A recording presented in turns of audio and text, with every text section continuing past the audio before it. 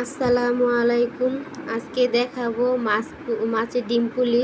তো এখানে ডিম নিয়েছি, মাছের ডিম নিয়েছি। এখানে নিয়েছি ধনিয়া পাতা, বাদাম, রসুন, পেঁয়াজ, কাঁচামরিচ।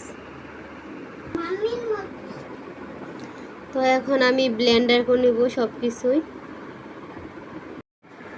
তো এখানে হালকাভাবে আমি ব্লেন্ডার করে নিছি, হালকাভাবে নিছি। তো একটু পানিও মিক্স করা যাবে না। তো আপনার স্বাদ মতো লবণ দিবেন। আপনারা এখানে চাইলেও বেশি সুন্দর করে বেশি করে ব্লেন্ডার করে নিতে পারেন। এখানে পরিমাপ পর্যন্ত আমি দিলাম। এখানে সামান্য একটু ঘি দিয়ে দিব। আমার আন্দাজ মতো আমি ঘি দিয়ে দিচ্ছি, আপনার আন্দাজ মতো দিয়েন। সামান্য একটু কেওড়া জল দিয়ে দিচ্ছি এখানে, এই সামান্য একটু। তো গ্রানের লেগিয়া অনেক সুন্দর গ্রান কইব, দিলে একটু সুন্দর গ্রান। ভালো মতো দিয়ে ভালো মতো নাড়াচাড়া করে দিতে হবে, একসাথে মিশাইতে হবে। তো যারা তেল খান না তারা ঘিটা অবশ্যই ব্যবহার করবেন, তেল দিলে ভালো লাগতো। তো ঘি দিলে অনেক মজা আসছে, ঘিটা দিলে মজা লাগবো, সুন্দর গ্রান আসবো।